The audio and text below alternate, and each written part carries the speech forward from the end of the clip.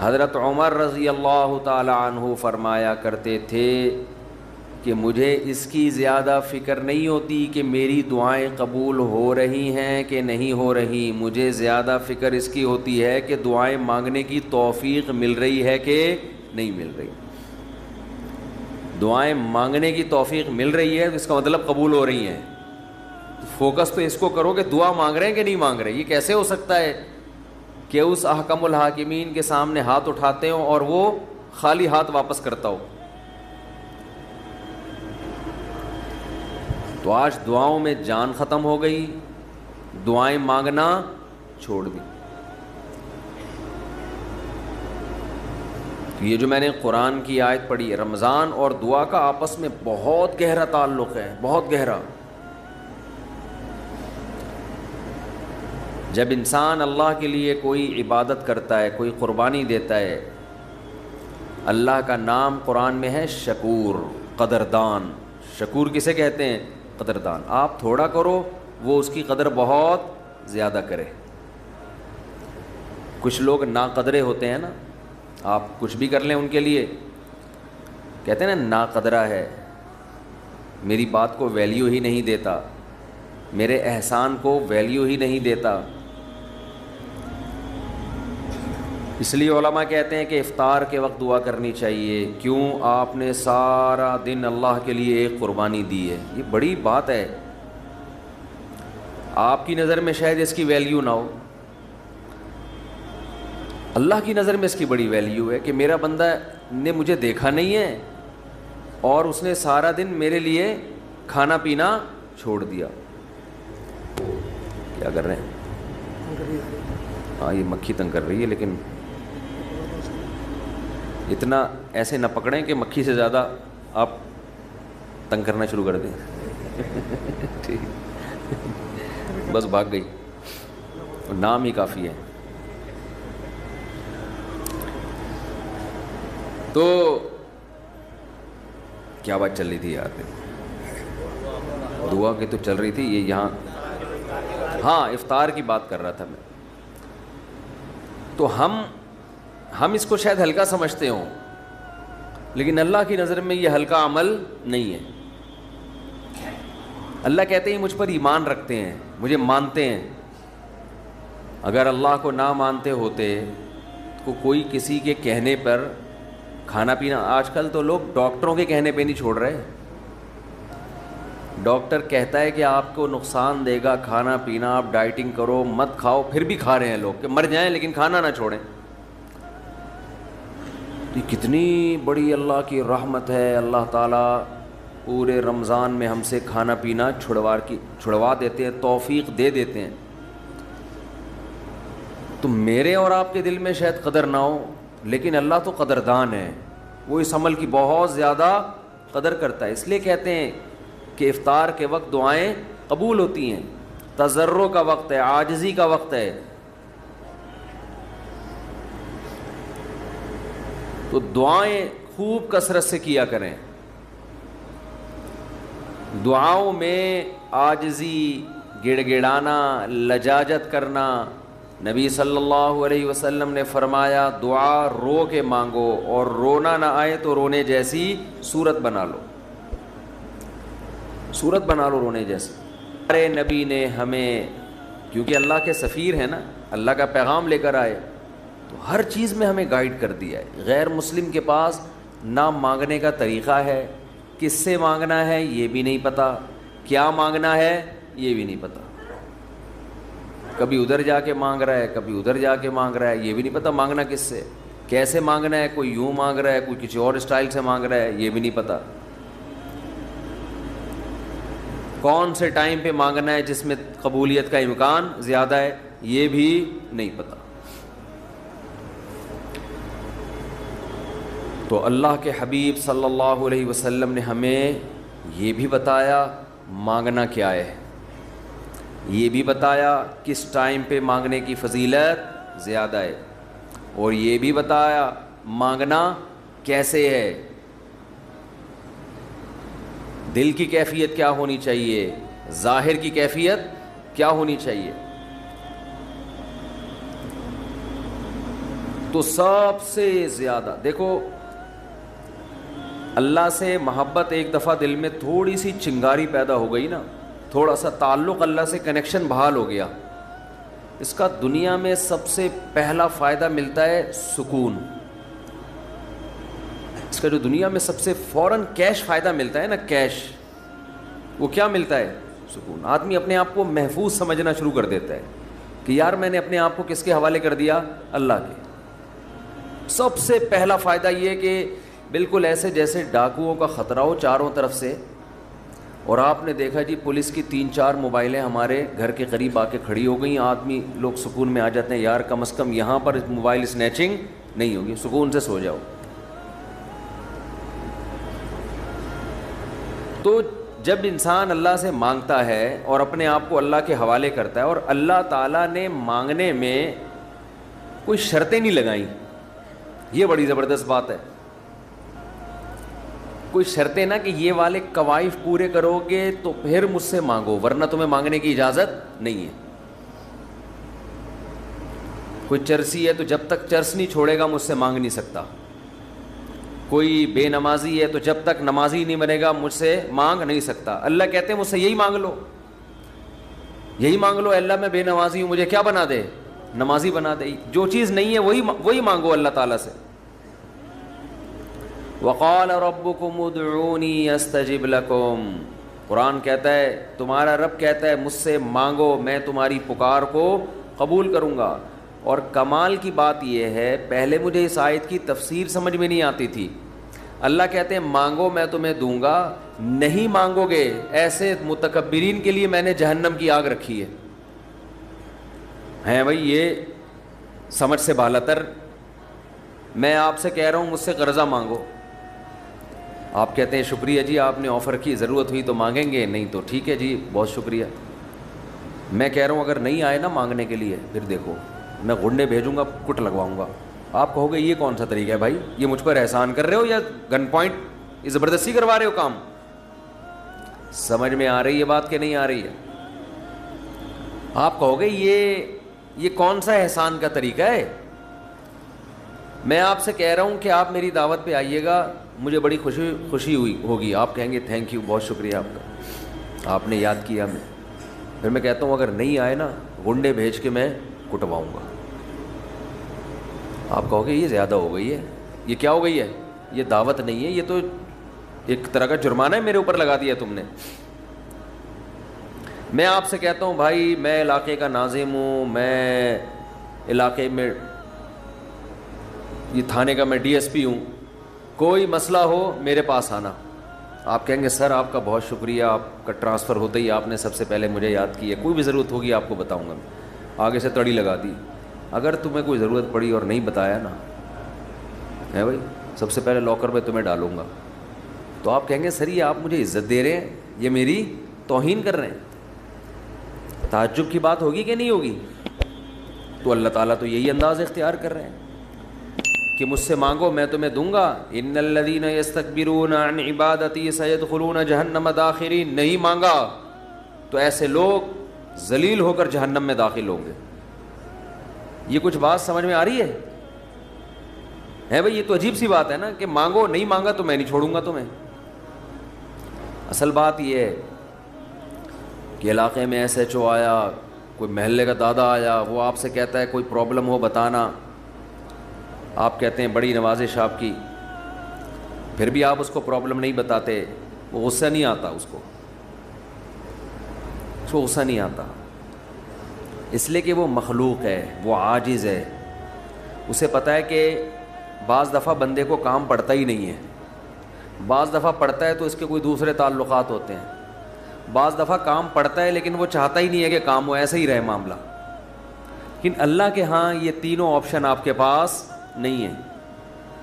آپ یہ کہیں کہ اللہ تو نے مجھ سے کہا تھا کہ میں تجھ سے مانگوں, لیکن میری کوئی ایسی ضرورت ہی نہیں جو میں مانگوں تجھ سے, یہ کہہ سکتے ہو کیا ہے بھائی؟ اس کا مطلب تم اللہ سے مستغنی ہو گئے. اللہ کے دیے بغیر بھی تمہیں دائیں بائیں سے تمہارے کھانچے کھلے ہوئے ہیں, جو اگر کھلے ہوئے ہیں تو وہ کھانچے کس کے اختیار میں ہیں؟ وہ تو اللہ کے ہاتھ میں ہیں. آپ یہ بھی کہہ سکتے ہو کہ مجھے اس لیے مانگنے کی ضرورت نہیں کہ میرے تو سارے مسائل حل ہو رہے ہیں, میں صبح میری جاب لگی ہوئی ہے, میری تنخواہ ہے, ملٹی نیشنل کمپنی میں اچھی سیٹ پر بیٹھا ہوا ہوں میں, میری سیلری گھر آ جاتی ہے, مہنگائی بھی نہیں ہے, پیٹرول بھی نئی حکومت نے سستا کر دیا ہے وغیرہ وغیرہ, تو اب تو کوئی مسئلہ ہی نہیں ہے. تو اللہ کہے گا اگر کوئی مسئلہ نہیں ہے بالفرض, اول تو پاکستان میں ہو اور مسئلہ نہ ہو, یہ ہو نہیں سکتا. یہ تو پھر اس کا مطلب ہے آپ سو رہے ہیں, آپ کی کوئی اٹھائے گا اور آنکھ کھل جائے گی آپ کی. تو آپ کے ساتھ اگر کوئی مسئلہ نہیں ہے, آپ ان اسباب کو دیکھ رہے ہو, اس کا مطلب آپ سمجھتے ہو کہ ہوتا اسباب سے ہے, اللہ سے نہیں ہوتا. بھئی اللہ تو جب چاہے ان اسباب کو فیل کر دے. آپ اپنے آپ کو خدا سے مستغنی سمجھ رہے ہو, آپ سمجھ رہے ہو مجھے خدا کی ضرورت نہیں ہے. اس پر اللہ عذاب دے گا کہ تو اپنے آپ کو یہ سمجھ کیسے بیٹھا کہ تجھے ضرورت نہیں ہے میری. یہ ایسے محلے کا کوئی دادا آیا اور سارے کام اس کے ہاتھ میں, اس نے آپ سے بولا کوئی تنگ کرے تو مجھے بتانا, اور اسے پتا ہے کوئی نہ کوئی تنگ کر رہا ہے اس کو, آپ پھر بھی نہیں بتا رہے اس کو.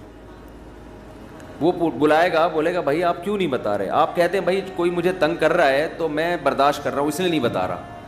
اس پہ غصہ نہیں آئے گا اس کو. لیکن اگر آپ نے اس سے کہا کوئی مجھے تنگ کر رہا ہے, میں آپ کو اس لیے نہیں بتا رہا کہ مجھے پتا ہے کہ میرے جاننے والے ہیں, وہ مجھے بچا لیں گے, اس دادے کو غصہ آئے گا کہ میرے علاوہ کون اس محلے کا دادا ہے بھائی. آئے گا کہ نہیں آئے گا؟ تو اللہ کے سامنے ہم یہ بھی نہیں کہہ سکتے کہ اللہ یہ پریشانیاں مجھے تنگ کر ہی نہیں رہی ہیں, مجھے کوئی ٹینشن ہے ہی نہیں. یہ بھی نہیں کہہ سکتے.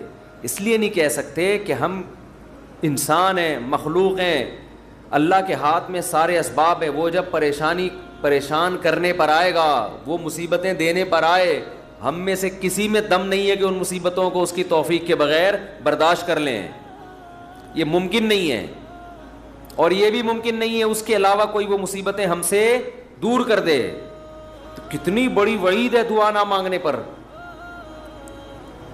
اور جو لوگ دعا نہیں مانگتے, حقیقت یہ ہے کہ وہ اپنے آپ کو دعا سے مستغنی سمجھتے ہیں. وہ کہتے ہیں مجھے ضرورت کیا ہے.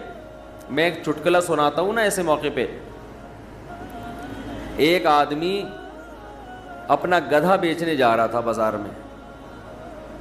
کسی نے پوچھا کیا کر رہا ہے, اس نے کہا کہ یہ گدھا میں جاؤں گا مارکیٹ میں لاکھوں کا بکے گا. کسی نے کہا کہ انشاءاللہ کہہ دے کہ اگر اللہ نے چاہا. اس نے کہا انشاءاللہ, یعنی اللہ نے چاہا کہنے کی کیا ضرورت ہے. گدھا میرے ہاتھ میں, نسل اس کی اچھی ہے, مارکیٹ میں گدھے کی مانگ بھی ہے. گدھے مارکیٹ سے کیا ہو گئے ہیں, شارٹ. اگر وہ ہماری مارکیٹوں میں آتا, اسمبلیوں میں آتا, پتہ چلتا ہے یہاں مارکیٹ سے شارٹ نہیں ہے, ہول سیل کے حساب سے ہمارے یہاں. تو اب اسے لوگ کہہ رہے ہیں کہ بھائی بول دے اگر اللہ نے چاہا. وہ کہہ رہے ہیں اللہ نے چاہا کہ سب کچھ صحیح ہے, سب کچھ صحیح ہے. مارکیٹ میں گدھوں کی ویلیو بھی ہے اور انتظار میں بھی ہیں لوگ, تو منہ مانگی قیمت پہ بکے گا.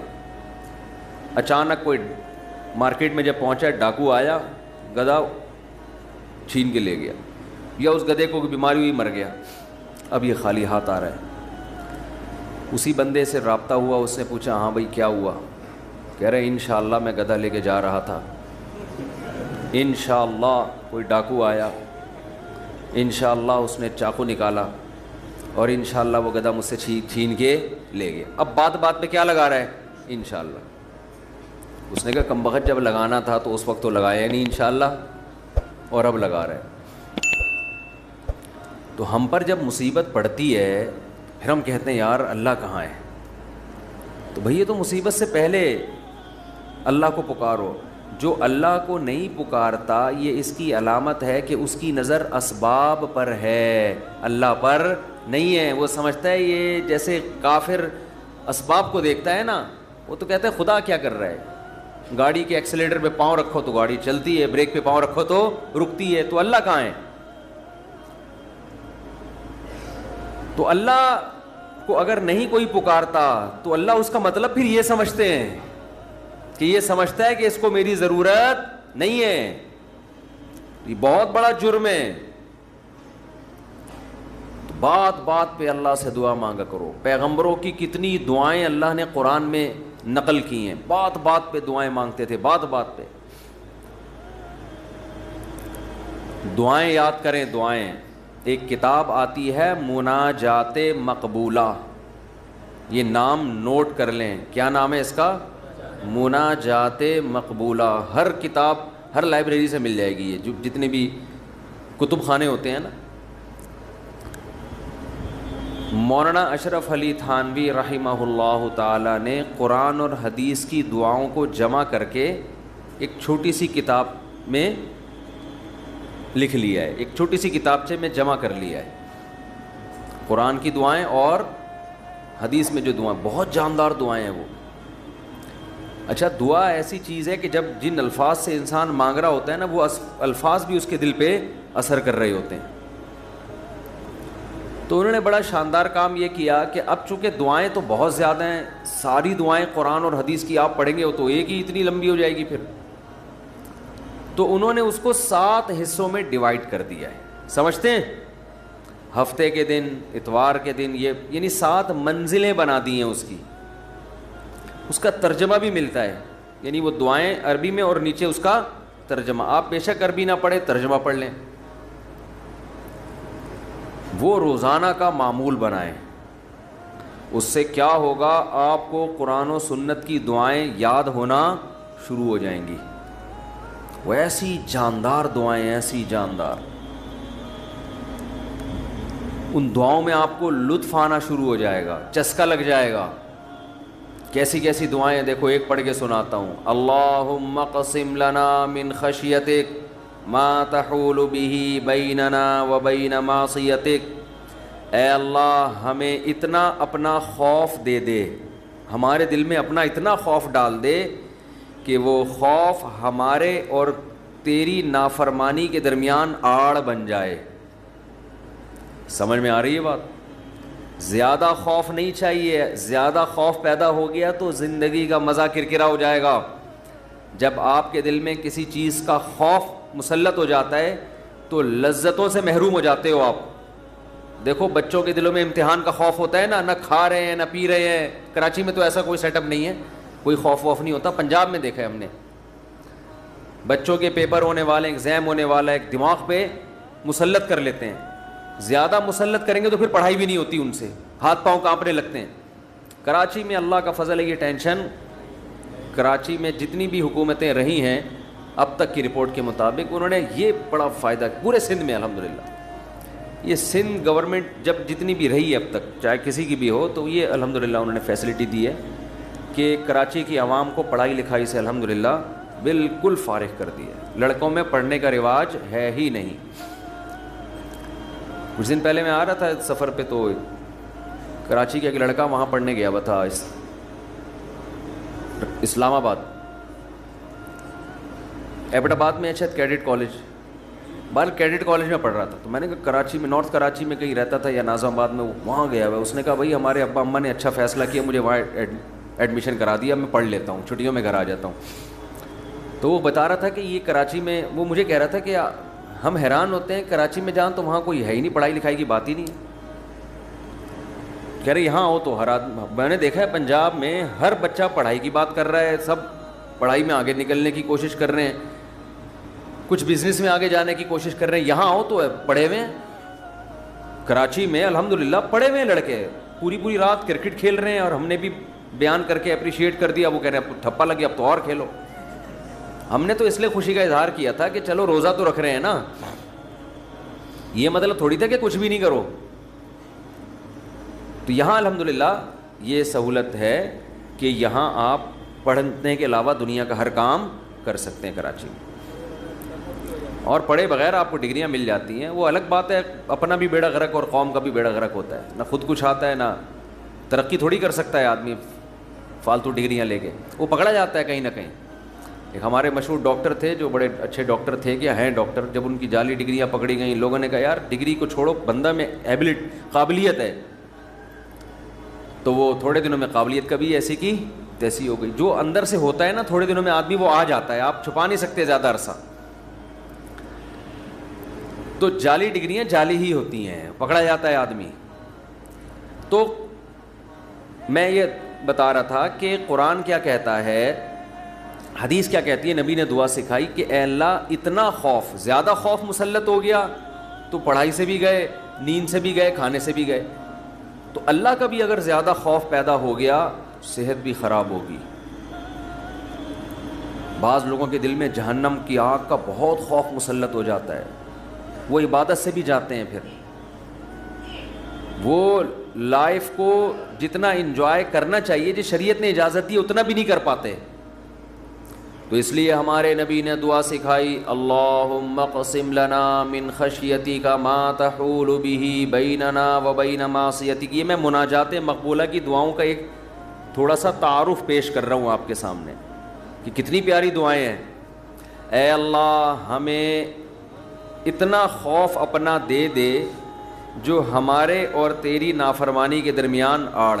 کیونکہ خوف کا مقصد ڈرنا برائے ڈرنا نہیں ہے, خوف کا مقصد ہے جہنم سے بچنا, اور وہ جب بچیں گے جب گناہ سے بچیں گے. تو کم سے کم اتنا خوف تو ہو کہ جب گناہ کی طرف دل مائل ہو تو تیرا خوف رکاوٹ بن جائے, گناہ سے روک لے ہم کو. وَمِن طَاعَتِكَ مَا تُبَلِّغُنَا بِهِ جَنَّتَكَ, اپنی اطاعت کا اتنا جذبہ دے دے جو ہمیں جنت تک پہنچا دے. کیا ہو گیا بھائی, کیا ہوا؟ اچھا, وَمِن طَاعَتِكَ مَا تُبَلِّغُنَا بِهِ جَنَّتَكَ, یہ اسی کی تکمیل ہے. وَمِنَ الْيَقِينِ, یہ بڑا پیارا جملہ ہے, وَمِنَ الْيَقِينِ مَا تُهَوِّنُ بِهِ عَلَيْنَا مَصَائِبَ الدُّنْيَا. اے اللہ اپنا اتنا یقین دے دے, اتنا یقین, تیری ذات پہ اتنا یقین آ جائے کہ تو سب کچھ کرنے والا تو ہی ہے, اتنا یقین آ جائے کہ دنیا کی مصیبتیں ہلکی لگنے لگیں, ڈپریشن میں نہ جائیں ہم مصیبتوں کی وجہ سے. جو اللہ کو نہیں مانتے نا, جب وہ دیکھتے ہیں کوئی ٹینشن آ رہی ہے تو وہ کہتے ہیں یار اس ٹینشن کی یہ وجہ ہے اور یہ وجہ تو ختم نہیں ہوگی, تو میں تو ٹینشن میں زندگی گزاروں گا, وہ خودکشی کی طرف جائیں گے. اور جس کو پتہ ہے کہ یہ دینے والا کون ہے, اللہ, وہ میرا خیر خواہ ہے, وہ مجھے سنورنے اور بنانے کے لیے دے رہا ہے, وہ یہ ٹینشن دور بھی کر سکتا ہے, وہ کسی سبب کا محتاج نہیں ہے, اس میں میرا فائدہ ہے, تو اس سے وہ ٹینشن کیا ہو جائے گی, ہلکی. تو اے اللہ اتنا یقین اپنا دے دے جس یقین کی وجہ سے دنیا کی مصیبتیں ہمیں ہلکی لگنے لگیں. اگر اتنا بھی یقین نہیں ہے تو یہ یقین نہیں ہے. وَمِنَ الْيَقِينِ مَا تُهَوِّنُ بِهِ عَلَيْنَا مَصَائِبَ الدُّنْيَا وَمَتِّعْنَا بِأَسْمَاعِنَا وَأَبْصَارِنَا وَقُوَّاتِنَا أَبَدًا مَا أَبْقَيْتَنَا. اے اللہ تو نے ہمیں آنکھ کی نعمت دی, سننے کی نعمت دی, بولنے کی نعمت دی, چلنے کی اور بات کرنے کی, یہ تمام نعمتیں جب تک ہماری زندگی ہے یہ نعمتیں ہم باقی رکھنا, معذوری سے ہمیں بچانا. سمجھ رہے ہو کہ نہیں سمجھ رہے؟ آج لوگ دولت مانگ رہے ہوتے ہیں, صحت کو فوکس نہیں کر رہے.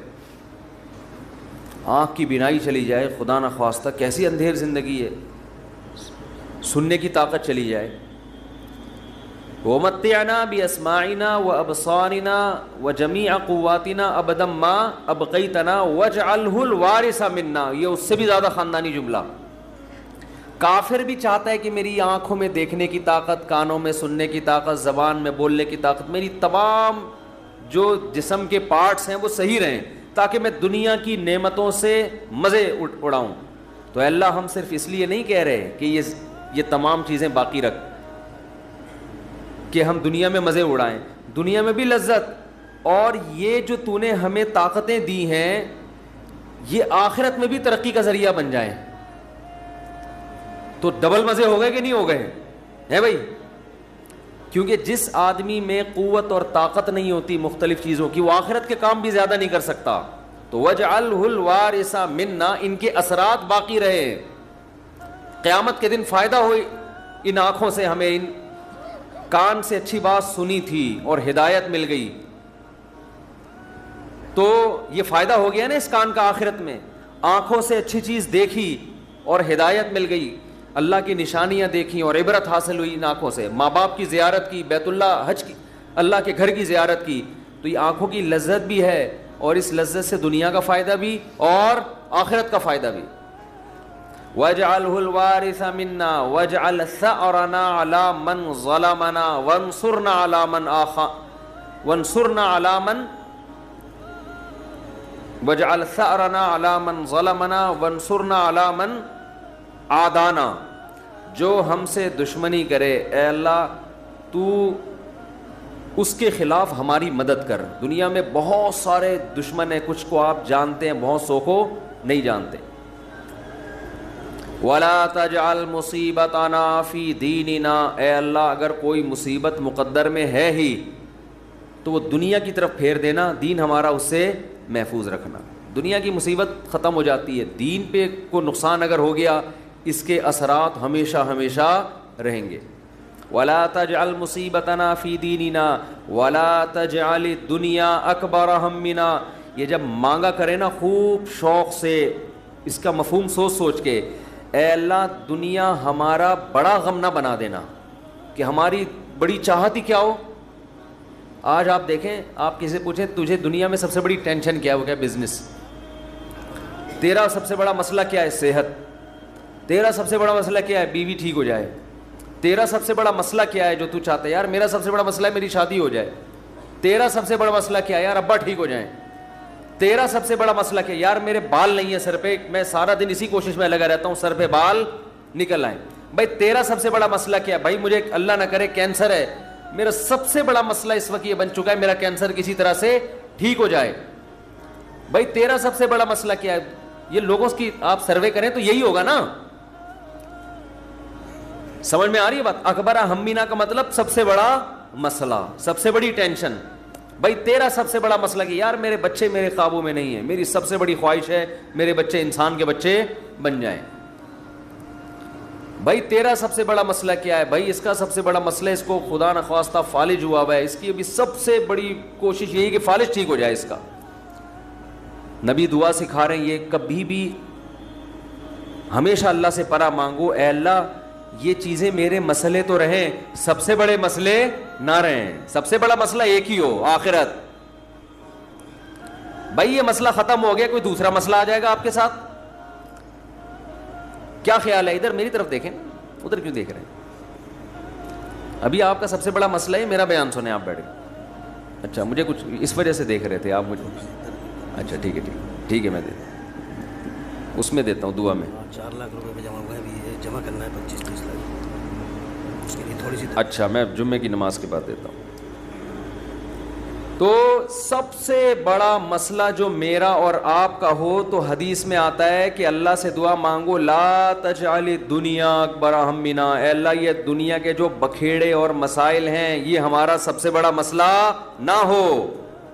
سب سے بڑا مسئلہ ہمارا ایک ہو, بھائی کینسر ٹھیک ہو یا نہ ہو, آخرت صحیح ہو جائے. ہم نے ایسے علماء کو دیکھا ہے موت کے وقت شفا کی زیادہ فکر نہیں ہے ان کو کہ میں ٹھیک ہو جاؤں, فکر یہ ہے کہ بھلے مر جاؤں لیکن مغفرت ہو جائے آخرت میں. ہمارے ایک استاذ تھے 45-50 سال بمشکل ان کی عمر ہوگی, بیمار ہو گئے بہت سخت. تو میں جب بھی ان سے ملنے کے لیے جاتا ان کی عیادت کے لیے, عام طور پہ جب آپ بیمار کی عیادت کے لیے ملے تو بس وہ ایک ہی چیز کر رہا ہوگا, یار میں ٹھیک ہو جاؤں, بس میں ٹھیک ہو جاؤں, بس میں ٹھیک ہو جاؤں, اب فلاں ڈاکٹر. وہ اس کے علاوہ اس کی کوئی چاہت نہیں ہوتی. ہم جب ان سے ملنے کے لیے گئے تو بڑی شدید تکلیف میں, نلکیاں لگی ہوئی ہیں, ڈرپ چڑھ رہی ہے, بہت کمزور ہو گئے. ہم نے کہا کیسی طبیعت ہے, کہہ رہے طبیعت ٹھیک نہیں ہے, دعا کرو اللہ مجھے شفا دے دے. پھر تھوڑی دیر میں کہنے لگے بس دعا کرو اللہ مجھ سے آخرت میں حساب نہ لے. ہر تھوڑی دیر کے بعد, بھائی اگر میری زندگی ختم ہو رہی ہے تو بس دعا کرو اللہ مجھ سے آخرت میں حساب نہ لے. دنیا دار آدمی کہتا ہے بس ختم ہو رہی ہے تو نہیں, ختم نہیں ہو, بس یہ دعا کرو, یہ میں مرنا نہیں چاہتا بھائی میں کسی بھی قیمت پہ. وہ اللہ سے مانگ بھی رہے کہ شفا, ہم اللہ کے بندے ہیں, ہم نے اللہ کے سامنے یہ تھوڑی کہنا ہے کہ اللہ تیری مرضی ٹھیک کرتا ہے تو کر دے, نہیں تو نہیں, یہ نہیں. ہم نے تو دعا تو یہی مانگنی ہے اللہ ہم کمزور ہیں ٹھیک کر دے.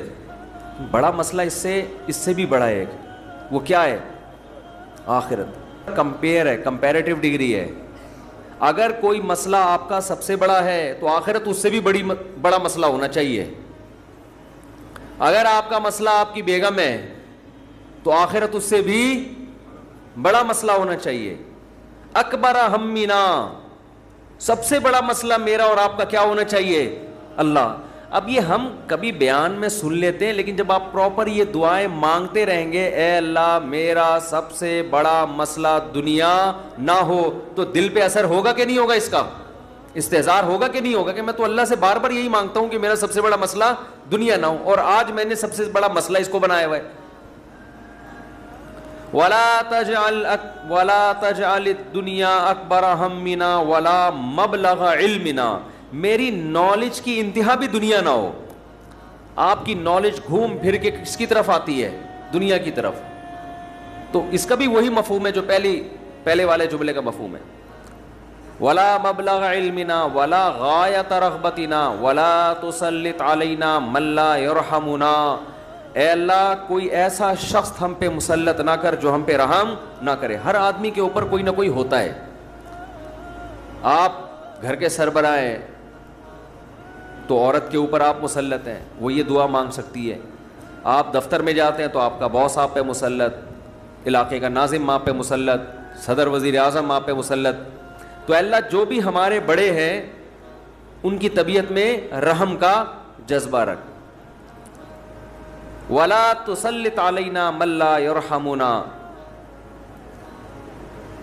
وَلَا لا تجعل الدنیا اکبر ہمنا ولا مبلغ علمنا ولا غایت رغبتنا ولا تسلط علینا من لا یرحمنا. یہاں تک دعا ہے یہ، اور بہت ساری دعائیں. اللہم اجعل حبک احب الاشیاء الی، اے اللہ میں دنیا میں جتنی چیزوں سے محبت کرتا ہوں، میں نہیں کہہ رہا کہ وہ محبت ختم کر دے، اپنی محبت ان تمام چیزوں پہ غالب کر دے. سب سے محبت ہو، لیکن جہاں تیری محبت اور مخلوق کی محبت میں ٹکراؤ ہو وہاں غالب کون ہو؟ تیری محبت. کیا مطلب؟ کبھی کسی کو خوش کرنے کے لیے تجھے ناراض کرنا پڑے تو اس کو ناراض کر دوں، تجھے ناراض نہ کروں. جس سے زیادہ محبت ہوتی ہے اس کے لیے چھوٹے محبوب کو انسان ناراض کر دیتا ہے، چھوٹے کے لیے بڑے محبوب کو انسان ناراض نہیں کرتا. یہ نہیں ہوتا. وَاجْعَلْ خَوْفَكَ أَخْوَفَ الْأَشْيَاءِ إِلَيَّ، اے اللہ دنیا میں بہت ساری چیزیں ایسی ہیں جن سے انسان خوف زدہ ہوتا ہے اور ہونا چاہیے. تو میں یہ نہیں کہتا چیزوں کا خوف ہی ختم کر دے، لیکن اپنے خوف کو ان تمام خوفوں پہ غالب کر دے. اپنے خوف کو ان تمام خوفوں پہ، جہاں تیری نافرمانی ہو وہاں کسی سے نہ ڈروں میں. جو اکھاڑنا ہے اکھاڑ لو بھائی، نماز نہیں چھوڑ سکتا میں. ہوتا ہے نا، باس کہہ رہا ہوتا ہے آپ کو اجازت نہیں ہے نماز پڑھنے کی، بھائی آپ نے جو اکھاڑنا ہے اکھاڑ لو. ہمارے ایک رشتہ دار تھے کیا ہیں، اللہ ان کی عمر میں برکت دے، شپ پہ تھے کیپٹن. تو ان کے والد صاحب اتنا بیمار ہوئے کہ ہمارے نانا ہی، بتانے میں کوئی حرج نہیں ہے، بیمار ہوئے نانا ہمارے، یعنی اب ظاہر ہے میں ماموں کی بات کر رہا ہوں نا، پھر یہ تو بیمار ہو گئے. وہ ان کو اطلاع دی گئی شپ پہ کہ آپ کے والد صاحب بستر مرگ پر ہیں، بس اب دنیا سے جانے والے ہیں. انہوں نے کمپنی کو کہا کہ میرے والد صاحب کی طبیعت بہت خراب ہے، میں اس آخری وقت میں اپنے باپ کے ساتھ ہونا چاہتا ہوں. وہ بتا رہے تھے خود. کمپنی نے کہا کہ چھٹی نہیں ہے آپ کو. انہوں نے کہا ایسی کی تیسی، صحیح نا، پکڑو چھٹی دینی ہے تمیز سے دو، نہیں دینی ہے تو میں چھوڑ کے جاؤں. یہ کیسے ہو سکتا ہے؟ میرا باپ دنیا سے جا رہا ہے اور میں یہاں کمپنی کے لیے بیٹھا رہا ہوں یہاں پہ. کمپنی بعد میں ہے، باپ کون ہے؟ پہلے ہے. تو خیر وہ دے دی ان کو تمیز سے چھٹی. انہوں نے تھوڑی بدماشی بھی کرنی پڑتی ہے. بھائی چھٹی دو مجھے، نہیں تو رکھو کسی دوسرے بندے کو، یہ میرا ہیڈک نہیں ہے. غیرت ختم نا، مارکیٹ میں غیرت ہی نہیں ہے. تو باپ ماں یہ رشتے ایسے تھوڑی ہے کہ آپ کمپنی باس چھٹی دے دیں گے تو چلا جاؤں گا، نہیں تو سر میں مجبور ہوں. بھائی تمہارے باپ کو بھی چھٹی دینی پڑے گی. تو ایسے ہی نماز کے لیے بھی ہمارے حضرت ایک واقعہ سنایا کرتے تھے, بس یہ واقعہ کر کے بیان ختم کرتا ہوں, کہ ایک صاحب کو اسلام آباد میں کسی کمپنی میں جاب ملی,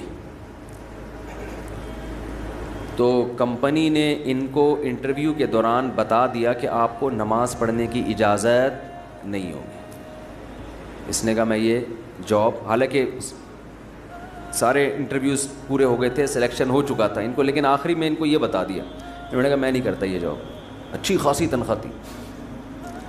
تو اس نے کہا کہ کیا آپ پکے نمازی ہیں؟ اس نے کہا نہیں میں تو نماز نہیں پڑھتا. میں کہ جب آپ ویسے ہی نہیں پڑھتے ہیں بھائی تو پھر آپ کو کیا مسئلہ ہے؟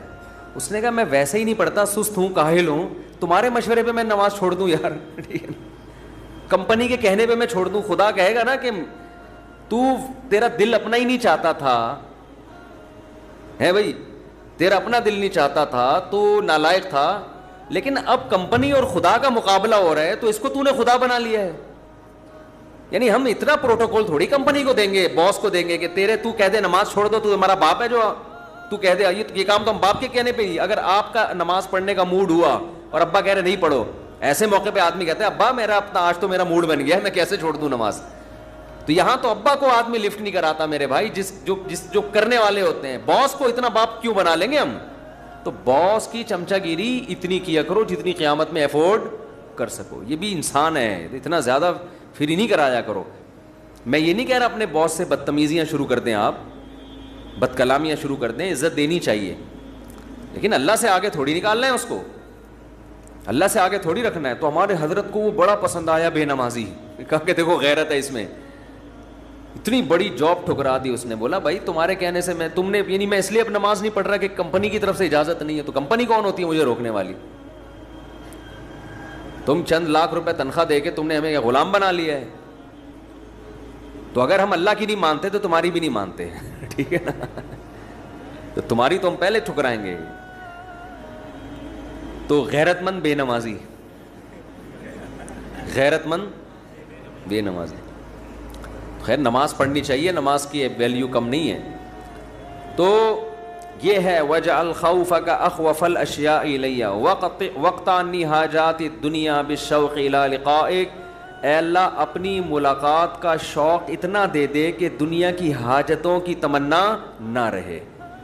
اتنا شوق ہو جائے کہ اس دنیا میں سب سے بڑا شوق ہی یہ بن جائے. تو پھر یہ ثانوی درجے میں ہوں. اور آخری جملہ اس دعا کا وَإِذَا أَقْرَرْتَ أَعْيُنَ أَهْلِ الدُّنْيَا مِن دُنْيَاهُمْ فَأَقْرِرْ عَيْنِي مِنْ عِبَادَتِكَ. اے اللہ جب لوگوں کی آنکھیں اس دنیا سے ٹھنڈی ہوں, کسی کا کو پتہ چلا کہ بحریہ ٹاؤن میں 3 پلاٹ اس کے نام نکل آئے, آنکھیں ٹھنڈی ہو گئی, بتاتا پھر رہے ہو بھائی ماشاءاللہ ادھر رشتہ ہو گیا, ہاں بھائی مفتی صاحب کا بیان اثر کر گیا ہے, آنکھیں ٹھنڈی ہوتی نا, گاڑی آ گئی, پیسہ آ گیا. تو اے اللہ اس وقت میری آنکھیں اپنی عبادت میں ٹھنڈی کرنا, مجھے عبادت کی ایسی لذت دے دے, اپنے سامنے راز و نیاز اور مناجات کی, اور اپنے سامنے دعا مانگنا اور نماز پڑھنا اور تیری تلاوت کرنا اور تیری عبادت کرنا, تیرے سے تعلق ایسا ہو جائے کہ میری آنکھیں دنیا سے ٹھنڈی نہ ہو. مجھے مزہ کس میں آئے؟ میاں بیوی کا جھگڑا ہو, فلانے نے کر دیا ڈھما, جب جھگڑا ہوا ہے تو کم بختو اپنی غلطیاں دیکھو نا, بیٹھ کے اس غلطی کو ٹھیک کرو نا. نہ مرد ٹھیک ہونے کی کوشش کرے گا نہ عورت. جس گھر میں اطاعت نہ ہو وہ گھر کبھی بھی نہیں چل سکتا. مرد میں خرابی کیا ہے؟ وہ گھر میں ٹائم نہیں دیتا, باہر منہ مارتا ہے. عورت میں خرابی کیا ہے؟ اطاعت نہیں ہے. اور غامدی صاحب نے تو اور بتا دیا کہ اطاعت وطاعت لازم نہیں ہے. ماں باپ کی نہیں ہے تو شوہر کس کھیت کی مولی ہے.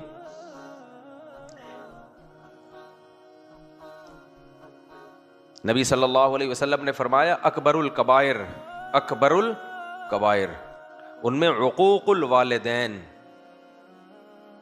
صحیح حدیث ہے, عقوق الوالدین, والدین کی نافرمانی. اور اسکالرز کہہ رہے ہیں کہ اولاد پر ماں باپ کے ساتھ اچھا سلوک تو لازم ہے, اطاعت لازم نہیں ہے. یہ جناب پروفیسر غامدی صاحب کا بیان ہے. اتنے پڑھے لکھے لوگوں میں آپ بات کر رہے ہو, آپ امریکہ میں ہو جہاں ایک ہائی پروفائل ایجوکیٹڈ لوگ رہتے ہیں, آپ کتنی غیر ذمہ دارانہ بات کر رہے ہو. آپ چاہتے ہو ہمارا کلچر یورپ ہم گوروں کی طرح ہو جائے؟ اچھا سلوک تو گورا بھی اپنے ماں باپ کے ساتھ کرتا ہے, وہ کوئی تھپڑ تھوڑی مارتا ہے, کوئی ڈانٹتا تھوڑی ہے, وہ بھی اچھا سلوک کرتا ہے. اصل تو ہے اطاعت. عقوق نافرمانی کو بولتے ہیں. کتنی صحیح حدیث ہے یا نہیں ہے؟ لیکن غامدی صاحب نے کیا کہہ دیا, یہ حدیثیں جو ہیں تاریخ کی کتابیں ہیں. نبی صلی اللہ علیہ وسلم کے صحیح سند کے ساتھ ہمارے پاس کوئی آرڈر پہنچے, بیان کرنے والے راوی بھی قابل اعتماد ہوں, تو وہ نبی کا آرڈر ہے. اور قرآن کہتا ہے نبی کا آرڈر کس کا ہے؟ نبی تو نمائندے ہیں, سفیر ہیں, وہ تو سفیر ہیں, وہ تو اللہ کا پیغام پہنچا رہے ہیں.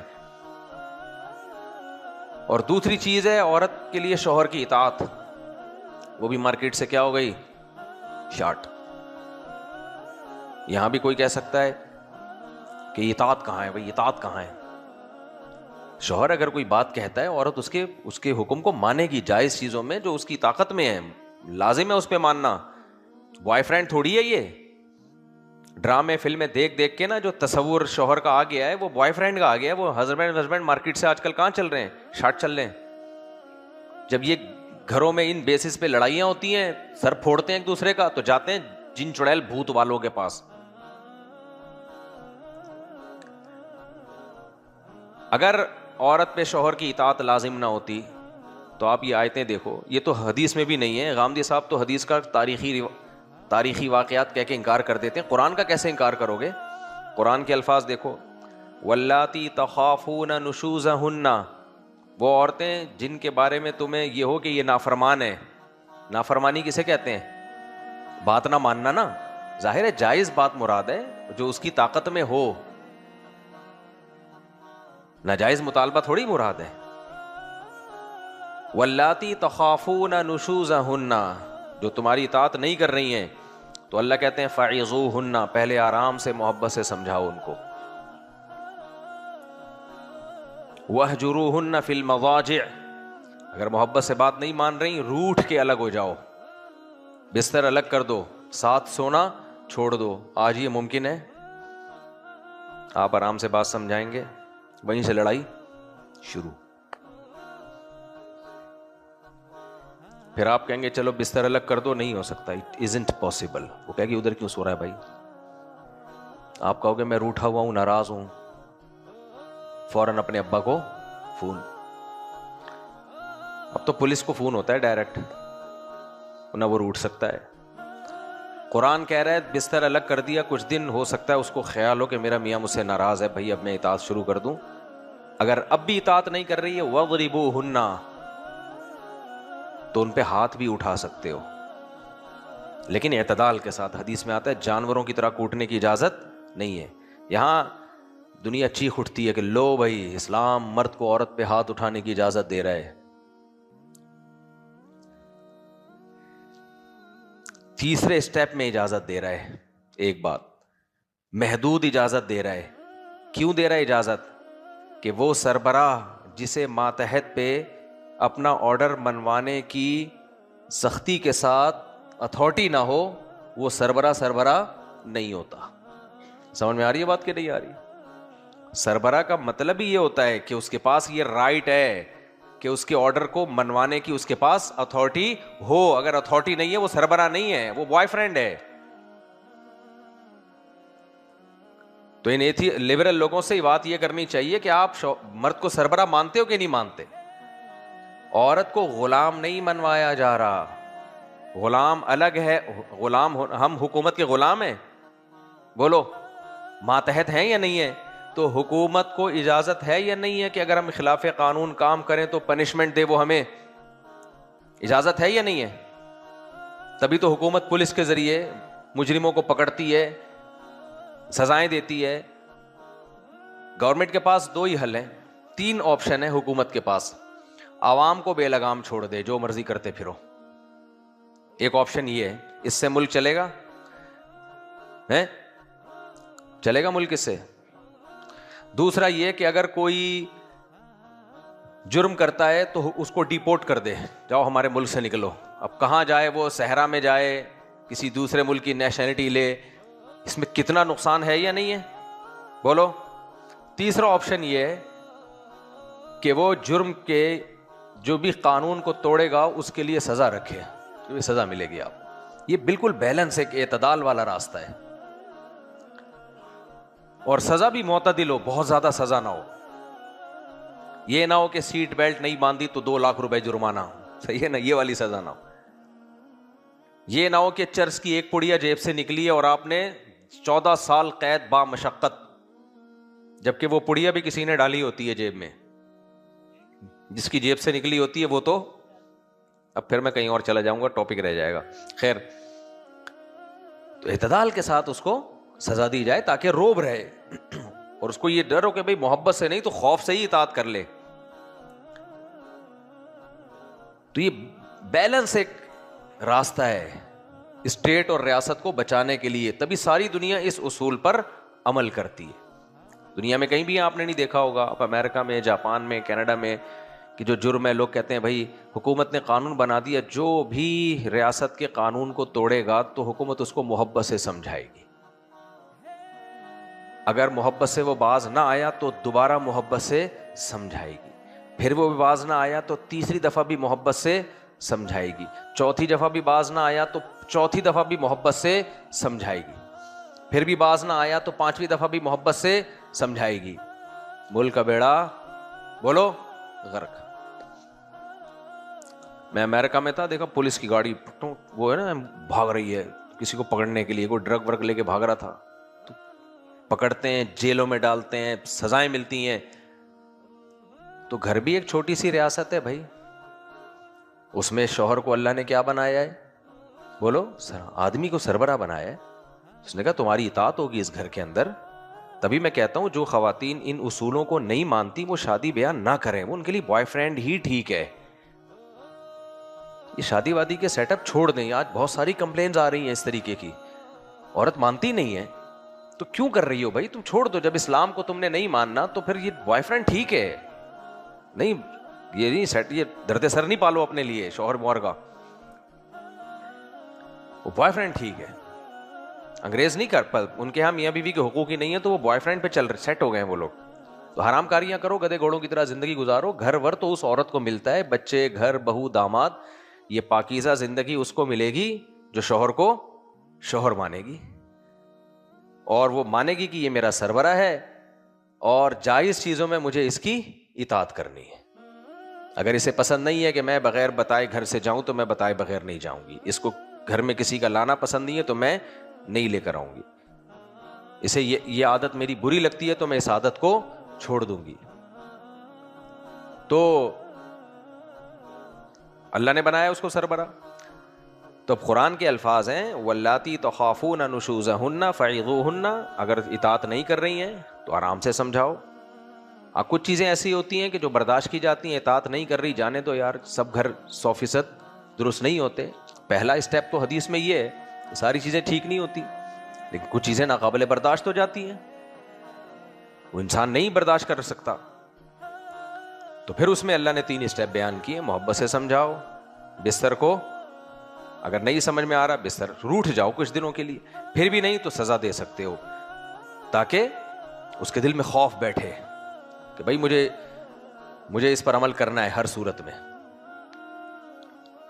آگے قرآن کے الفاظ دیکھو، فَإِنْ أَطَعْنَكُمْ، اگر اس پروسیس سے گزرنے کے بعد وہ تمہاری اطاعت کر لیں، فَلَا تَبْغُوا عَلَيْهِنَّ سَبِيلًا، تو پھر ان کو ٹارچر کرنے کے راستے تلاش مت کرو. بعض دفعہ آدمی کا دماغ میں ذاتی کوئی بغض بیٹھ جاتا ہے، وہ بات بات پہ اس کو تانے دیتا رہتا ہے.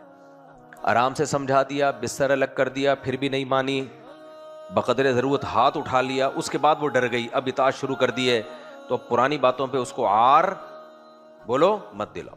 بولو کوئی بات نہیں. اب یہ نہیں کہو دیکھا چماٹ کی مار تھی، دیکھا تو تھی کس کی مار، چماٹ. یہ غلط.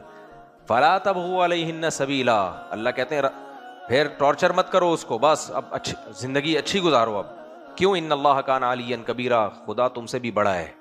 اگر اس کو ٹارچر کرو گے تو پھر وہ تم سے انتقام لے گا. اب یہاں الفاظ دیکھو، فَإِنْ أَطَعْنَكُمْ، اگر وہ تمہاری اطاعت شروع کر دیں.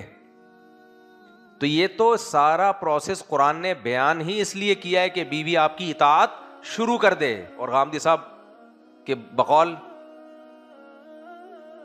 آرڈر کو فالو کرنا، اطاعت وطاعت ماں باپ کی نہیں ہے تو میاں کہاں گیا؟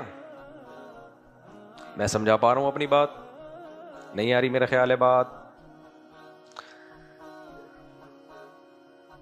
یہ سارا بیان گھر سے باہر ہی ہے ہمارا، گھر کے اندر نہیں دیتے ہم اس طرح کے بیانات، گھر کے اندر نہیں دیتی یہ سب، باہر تو آدمی باہر ہماری حکومت ہے، امریکہ میں، کینیڈا میں، ہر ملک میں، آسٹریلیا میں ایک میدان ہوتا ہے، جگہ ہوتی ہے جہاں ہر شخص کو اپنا احتجاج ریکارڈ کروانے کی اجازت، وہاں کوئی کیس نہیں بنتا، وہاں کسی پہ کوئی کیس نہیں بنتا، ہر ملک میں ہوتا ہے، تو ہمارے ملک میں نہ ہی ہو تو اچھا ہے، وہاں کے لوگ گالیاں دے رہے ہوتے ہیں، تو یہ بھی جگہ ہماری ایسی ہے کہ جہاں ہم ہر طرح کی بات کھل کے کر سکتے ہیں۔ تو خیر، تو اب میں یہ بتا رہا تھا کہ آدمی اپنے آپ کو ٹھیک نہیں کر رہا، وہ بیسک حقوق ادا نہیں کر رہا، یا اگر وہ ادا کر رہا ہے تو وہ اطاعت نہیں کر رہی، تو لڑائی ہوگی کہ نہیں ہوگی؟ کیا خیال ہے بھائی؟ اب جب جھگڑا ہوگا اور پھر کی لڑکی کی اماں اس کو اور بھر بھر کے بھیجیں گی، یہ تو 99.9% کیسز ہیں کہ مفتی صاحب میری بیگم جب اپنی ماں کے گھر سے آتی ہے تو لڑائی ہوتی ہے، تو سن سن کے کان پک گئے۔ مفتی صاحب میری بیگم جب اپنی ماں کے گھر سے ہو کے آتی ہے تو بولو، بولتے کیوں نہیں؟ تمہارے ساتھ بھی یہی ہوتا ہے، چھپا کیوں رہے ہو؟ یہ سن سن کے کان پک گئے۔ مفتی صاحب جب میری بہنیں میرے گھر رہنے کے لیے آتی ہیں تو جاتی ہیں تو لڑائی ہوتی ہے،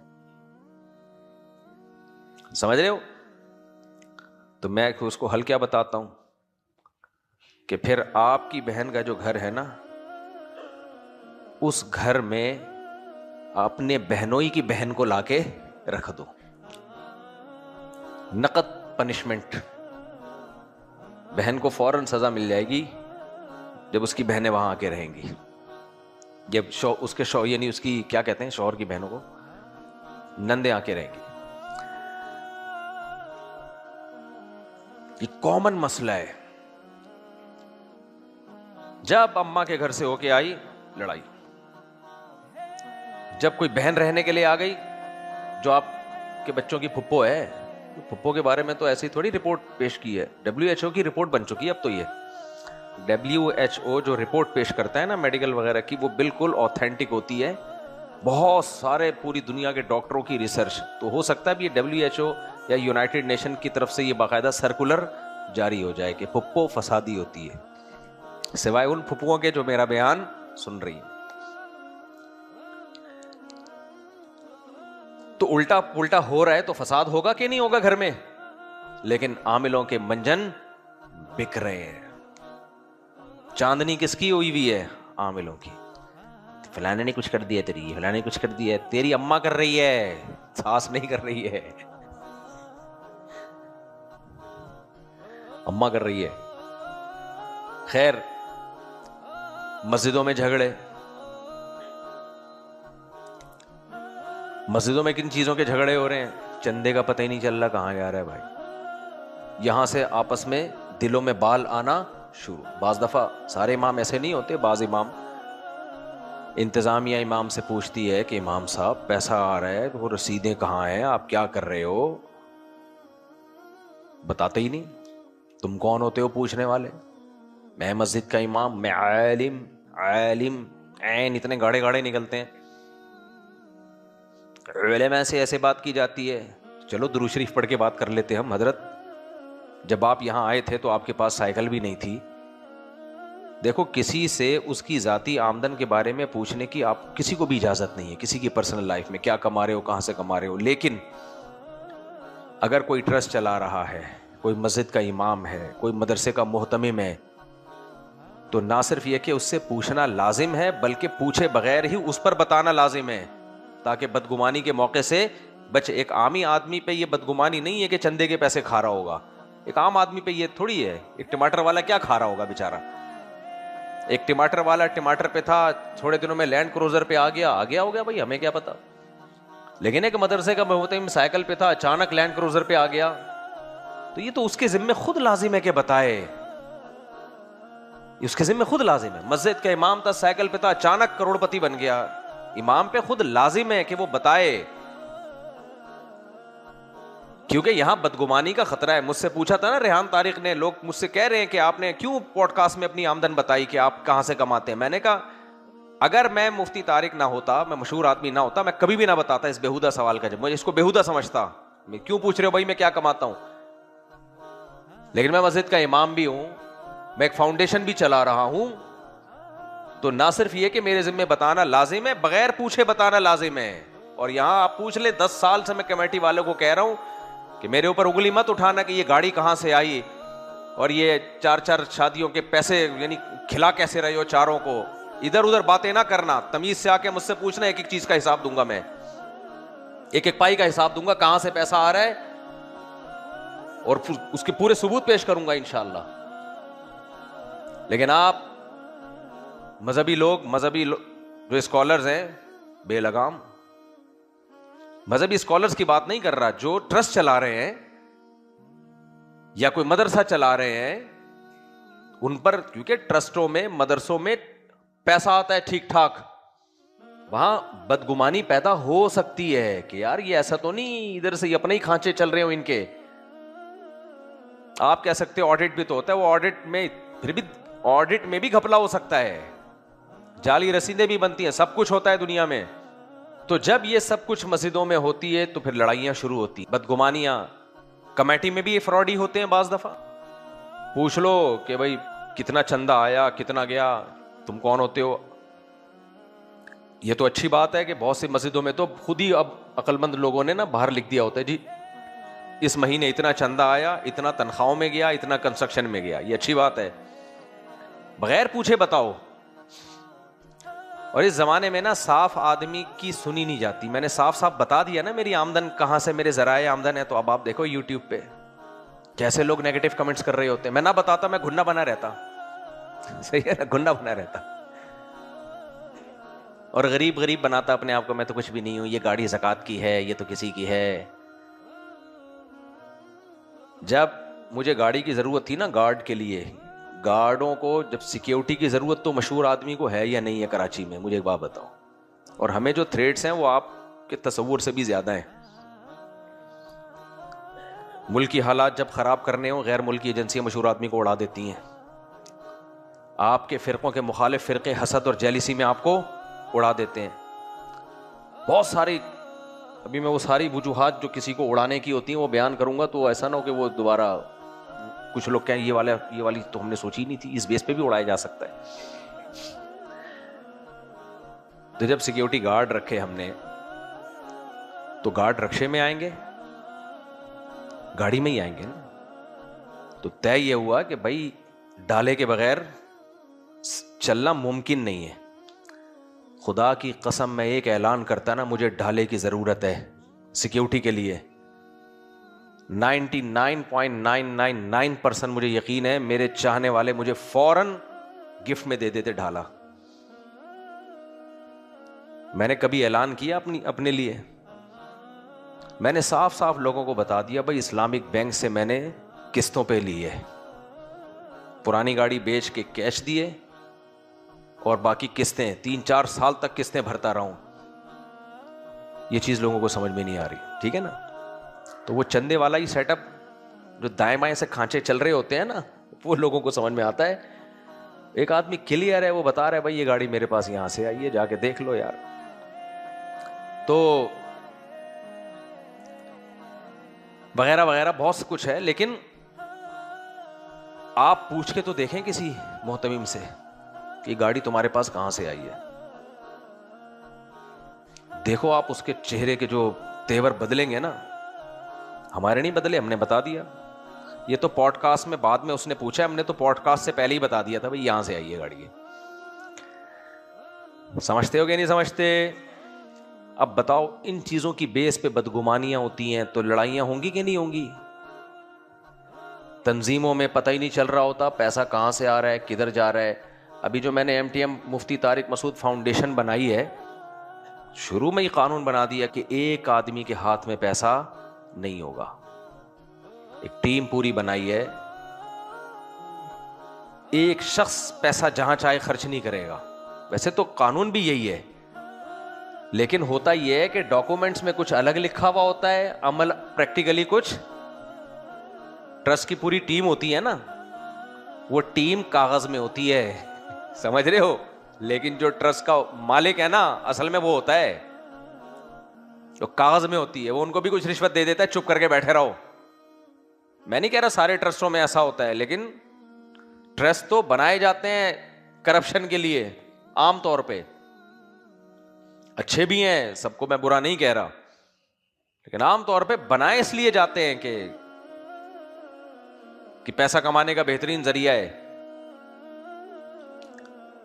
تو بدگمانی سے بچانا ضروری ہے, خود بتانا ضروری ہے.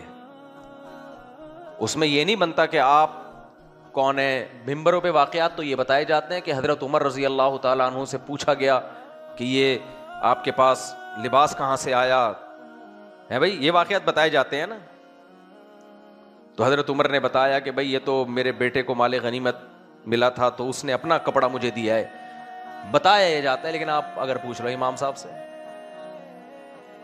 میں نہیں کہہ رہا کہ ہر نتھو پھتو اٹھ کے امام صاحب کو تنگ کرتا پھرے, کم از کم انتظامیہ کو تو رائٹ ہے نا. یہ نہیں کہ کوئی بھی امام صاحب جا رہے ہیں, آپ کوئی بھی ٹماٹر والا ہے, گاڑی کہاں سے آئی, بھائی تو کون ہے پوچھنے والا, موبائل کہاں سے آیا. لیکن کم از کم انتظامیہ اس کو تو رائٹ ہے نا پوچھنے کا کہ امام صاحب آپ بتا دیں. اس کو بھی رائٹ نہیں ہے آج کل, وہ بھی نہیں پوچھ سکتی. تو چل رہا ہوتا ہے عجیب حساب. مالی معاملات میں مسلمان بہت خراب چل رہا ہے. ایک روپے بھی کسی پہ قرضہ ہونا کسی کا, دیکھو اتنا اسلام مالی معاملات میں حساس ہے نا. ہمارے نبی رحمت للعالمین تھے صلی اللہ علیہ وسلم, آپ سے زیادہ کسی کا دل نرم نہیں تھا. صحابی کہتے ہیں میں نے نبی سے کے ہاتھ میں مصافحہ کیا نا, تو میں نے ہر طرح کا ریشم کو ہاتھ لگایا ہے. میں نے نبی صلی اللہ علیہ وسلم کے ہاتھ مبارک سے زیادہ نرم ہاتھ نہیں دیکھا. یہ نرمی آپ کے دل میں بھی تھی. لیکن ایک روپے بھی کسی کا کسی پہ ہوتا نا اور ان کی موت ہو جاتی, آپ جنازہ نہیں پڑھاتے تھے. سمجھ رہے کہ نہیں سمجھ رہے, آپ صلی اللہ علیہ وسلم جنازہ نہیں پڑھاتے تھے. ایک خودکشی کرنے والے کا نہیں پڑھایا آپ نے جنازہ, اور ایک کسی نے کسی کے پیسے کھائے ہوئے ہوں اور ادا نہ کیا ہوں, ان کا جنازہ نہیں پڑھایا. کتنی بڑی وعید ہے, آپ خود سوچو یار, ان کے وارثوں پہ کیا گزرتی ہوگی.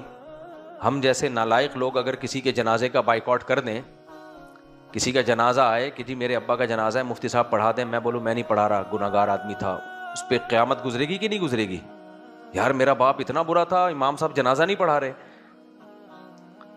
سوچو کہ میرے اور آپ کے جنازے کے انکار سے یہ حال ہوگا, تو نبی صلی اللہ علیہ وسلم کے سامنے جنازہ رکھا ہوا ہے اور آپ جا رہے ہیں کہ میں نہیں پڑھاؤں گا جنازہ کیونکہ ان کے اوپر کسی کا قرضہ ہے. سمجھتے ہیں کہ نہیں سمجھتے؟ کیا گزرتی ہوگی جو ان کے وارثین ہیں, ان کے جو لواحقین ہیں, ان کے دل پہ کیا گزرتی ہوگی. لیکن نبی تربیت کر رہے ہیں کہ مسلمان ایک روپے بھی دائیں بائیں بولو نہیں کرتا. آپ کا پیسہ کسی اور پر ہو سکتا ہے, کسی کا پیسہ آپ کے پاس نہیں ہونا چاہیے. کلیئر کر کے سویا کرو رات کو سونے سے پہلے. اور یہ جو چندے کے پیسے ہوتے ہیں, بیت المال کی طرح ہوتے ہیں, یہ وقف کی طرح ہوتے ہیں. مسجد کی چیزیں لوگ اٹھا اٹھا کے لے جا رہے ہوتے ہیں. بعض مسجدوں میں ہم نے دیکھا ہے مسجد کمیٹی کے مزے ہوتے ہیں. کوئی چیز مسجد کی خراب ہوئی, کمیٹی کے نائب صدر ان کے گھر میں استعمال ہو رہی. اچھا اور سنو ڈرامے کیا ہوتے ہیں. میں جب یہاں آیا تو میں نے کہا, ہمارے صدر تھے طارق بابا, بڑے نیک آدمی, اللہ ان کی عمر میں برکت دے, کافی بیمار ہیں, اللہ ان کو صحت دے. میں نے کہا طارق بھائی آپ یہاں وہ بنا لیں نا دکانیں, تو کرائے پہ دے دیں گے ہم, مسجد کی ایک انکم ہوگی. انہوں نے کہا نہیں نہیں نہیں نہیں, یہ حرکت نہیں کرنی. میں نے کہا کیوں بھائی؟ کہہ رہے کمیٹی میں جتنے لوگ ہیں ہر ایک کے چاچے ماما وہ دکان کرائے پر لے گا. مسجد میں یہ چل رہا ہوتا ہے. آپ کسی اجنبی کو دے ہی نہیں سکتے. وہ میرے چاچے کو دے دو, میرے مامے کو دے دو, میرے پھپھو کو دے دو, میری خالہ کو, اور وہ ریٹ وہ نہیں دیں گے جو بنتے ہیں. سمجھتے ہو کہ نہیں سمجھتے؟ اچھے بھی سمجھیں گے آپ کے.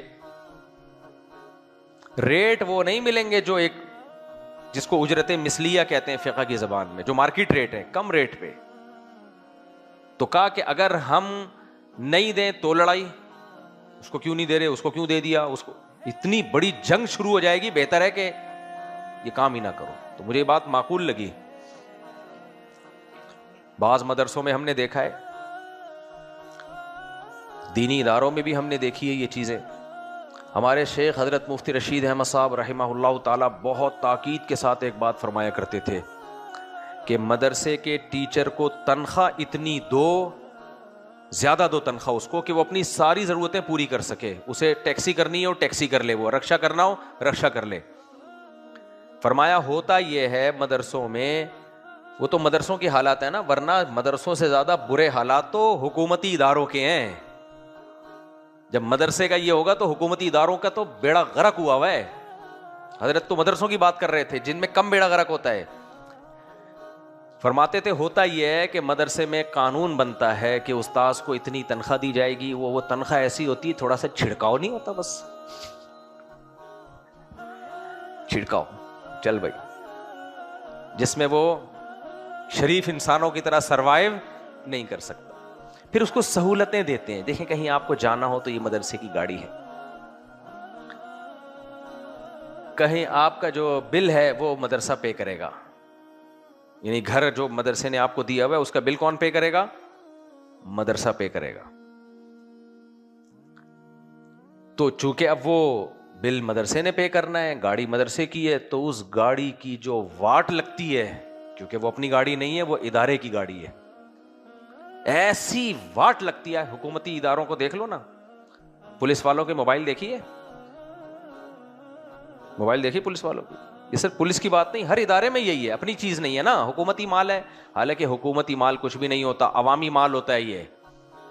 یہ عوامی املاک ہوتی ہے, لیکن جو اس کو اس اپنی گاڑی اور جو حکومت نے آپ کو دی ہوئی ہے, دونوں میں فرق دیکھ لو. ایسی واٹ لگتی ہے. مجھے ایک دفعہ بیان کے لیے جانا تھا کسی مدرسے میں, مدرسے والوں نے گاڑی بھیجی, مدرسے کی گاڑی تھی, گاڑی مجھے لینے کے لیے آئی. اب جب گاڑی لے کے جا رہی ہے تو مجھے پتا, میں نے کہا یار اب غلط, اس کو بھی اندازہ ہوا میں غلط رخ پہ چڑھ گیا ہوں, تو میں نے کہا یو ٹرن لے لو. فٹ پاتھ پہ دھاڑ کر کے چڑھائی ہے اور یو ٹرن لیا ہے. کرولا تھی, اچھی نئی کرولا تھی. میں نے کہا یار یہ آپ نے کس طریقے سے گاڑی کو چڑھایا, تھوڑا سا آگے جا کے یو ٹرن لے لیتے. میں نے کہا مدرسے کی گاڑی ہے نا, کہہ رہے ہاں. میں نے کہا خدا کی قسم اپنی گاڑی کا بیڑا غرق کر دیتے نا, گناہ وہ بھی ہے مال کو ضائع کرنا, اس کا جو تم سے حساب ہوگا نا الٹے لٹکے ہوئے ہوگے. اور یہ مدرسے کے ناظم کے اختیار میں نہیں ہے کہ وہ معاف کر دے تو معاف ہو جائے گا, اس کی اپنی گاڑی تھوڑی ہے. یہ تو وقف کا مال ہے, وقف اللہ کی ملکیت میں ہوتا ہے, اس کا کوئی معاف نہیں کرے گا. اس پہ بہت سخت سزا ہے. ہر جگہ آپ دیکھ لو, یقین نہ آئے اپنی بائک کسی عام آدمی کو دے کے دیکھ لو, بہت تجربے ہیں بھائی, میں نے بائکیں بہت چلائی ہیں. میں چلاتا تھا ہاکس بے روڈ سے جامعۃ الرشید 35 کلومیٹر آنا جانا, یعنی آنا جانا بن جاتا تھا 70 کلومیٹر. کہیں سے بجنے کی آواز نہیں آتی تھی, صرف ہارن بجتا تھا. لیکن وہ بائک آپ 5 منٹ کے لیے کسی کو پکڑا دو, 5 منٹ کے لیے, مفتی صاحب مجھے اصل میں وہاں جانا ہے, تھوڑا سا دہی لینے کے لیے گھر والوں نے بھیجا ہے, مہمان بیٹھے ہوئے ہیں, بائک دے دیں, یہ لے یار. 5 منٹ میں ہارن کے علاوہ سب کچھ بجنا شروع.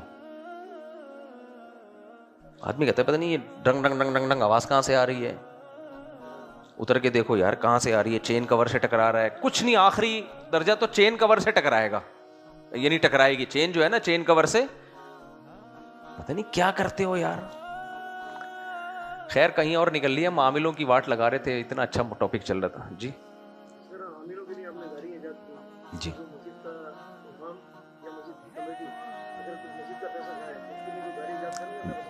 آپ بتا دیں. جی جی کہہ رہے ہیں جو مسجد کا امام یا مسجد کمیٹی مسجد کا پیسہ کھائے اس کے لیے خنزیر سے کم گالی نہیں ہے, یہ ارشاد فرما رہے ہیں. بالکل صحیح ہے. اماموں سے بدگمان نہ ہو جائیں, امام بیچارے زیادہ تر شریف ہی ہوتے ہیں. ایسا نہ ہو جا کے اماموں کو ٹارچر, اماموں کی تنخواہیں دیکھو بیچاروں کی, پھر بھی کھانے کی اجازت نہیں ہے کسی کو. زیادہ تر اس فیلڈ میں نیک لوگ ہی ہیں, لیکن کچھ فراڈی بھی ہیں. لیکن لوگ عقیدت کی اندھی چادر اوڑھ لیتے ہیں اور بس وہ جی حضوری سیکھ لیتے ہیں. دیکھ کوئی پوچھنے والا نہیں. ایک نے تو بتایا کہ سولر پلیٹیں امام صاحب مسجد کی اپنے گھر لے گئے.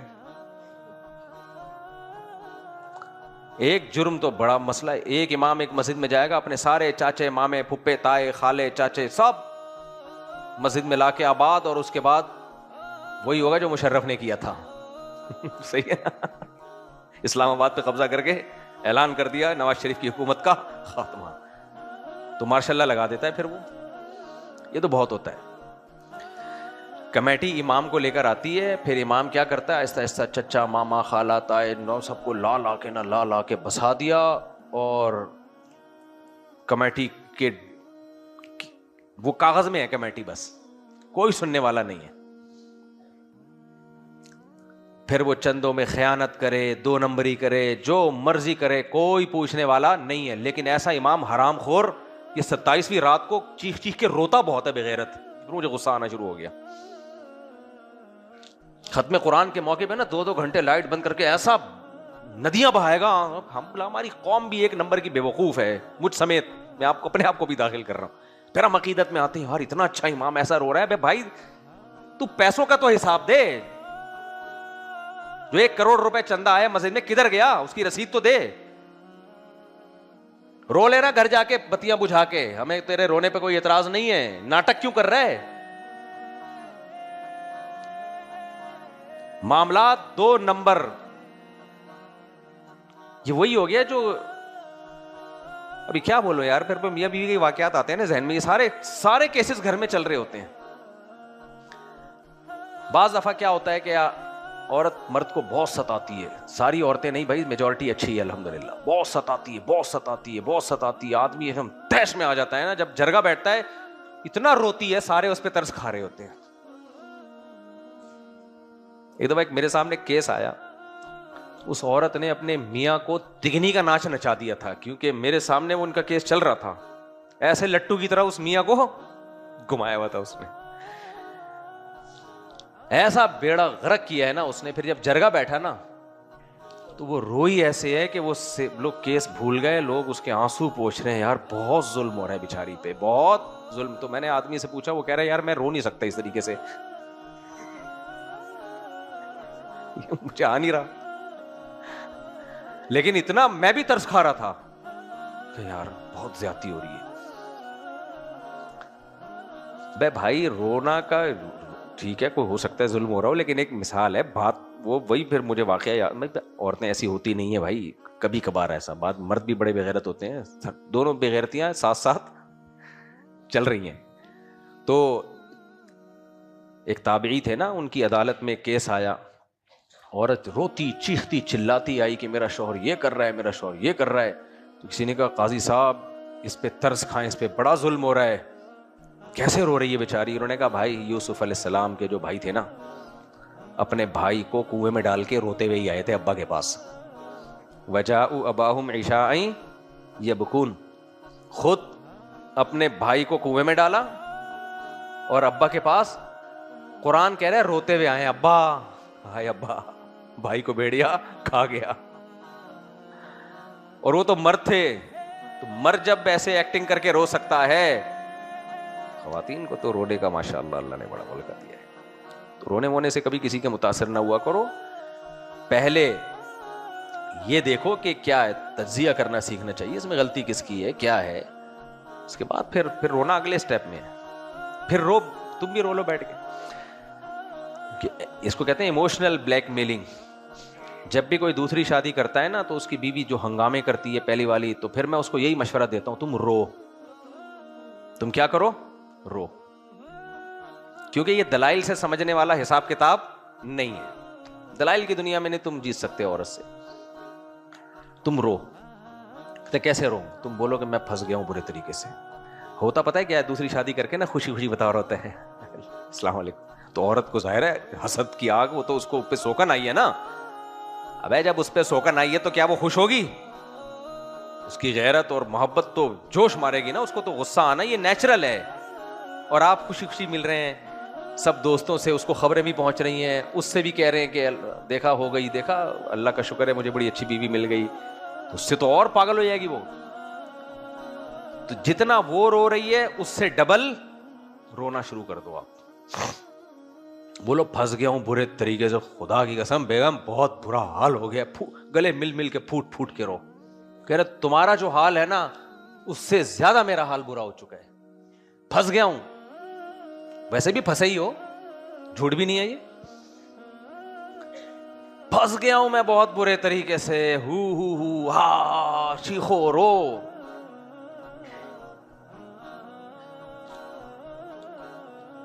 شروع میں وہ سمجھے گی ناٹک کر رہا ہے، لیکن آپ نے اتنا رونا ہے، اتنا رونا ہے. پھر وہ کہے گی جب اگر اتنا پھنس گئے تو چھوڑ دو. ہے نہیں اب یہ راز کی باتیں ہیں نا. کہہ رہے ہیں اپنا عمل تو نہیں بتا رہے. دیکھو پیسوں کے معاملات میں پوچھو کہ حساب دوں گا، یہ نہیں کہ ہر چیز میں ہی آپ.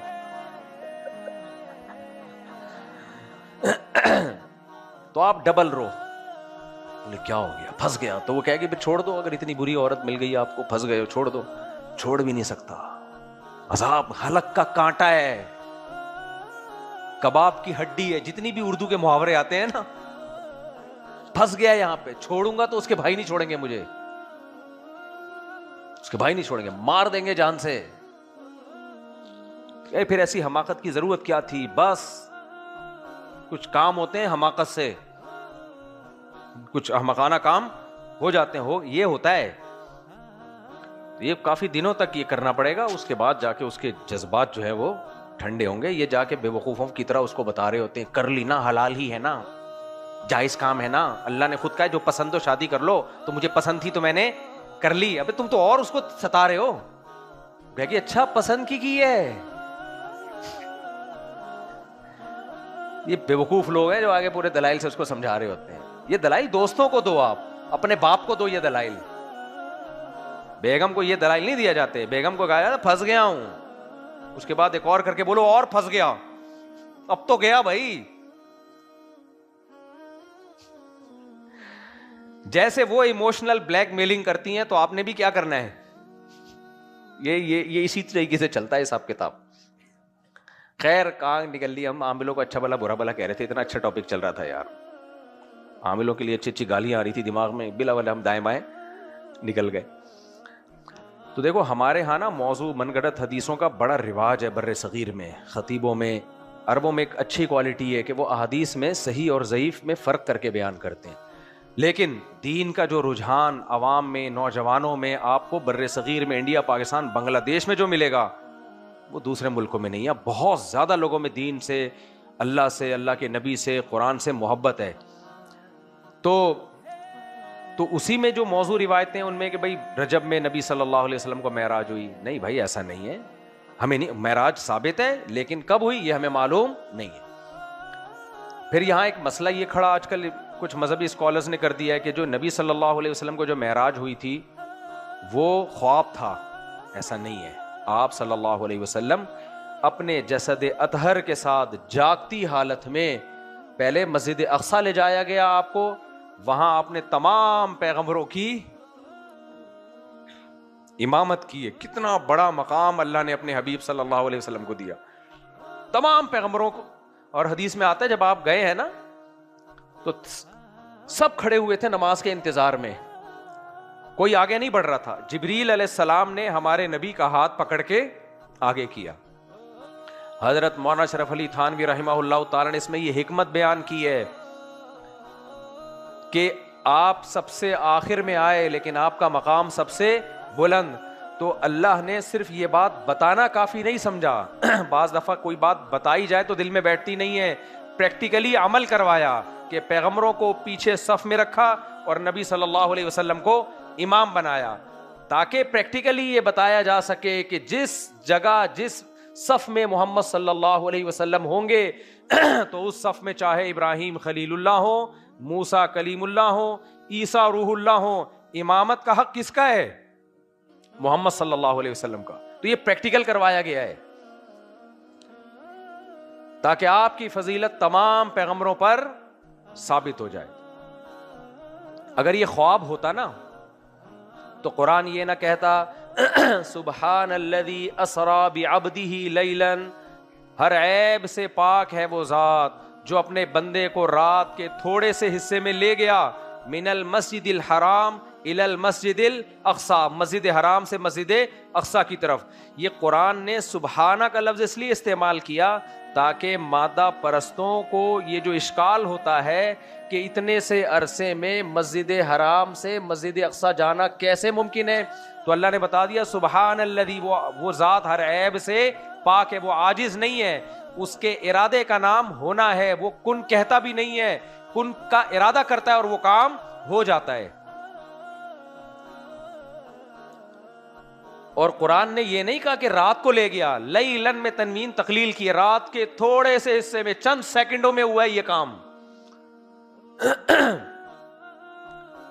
جس اللہ نے وقت کو بنایا ہے، وقت کی اکائیوں کو، وہ وقت کو روک سکتا ہے کہ نہیں سکتا ہے بھائی؟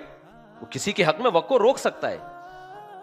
اللہ نے ہمارے نبی صلی اللہ علیہ وسلم کے حق میں ٹائم کو روک دیا.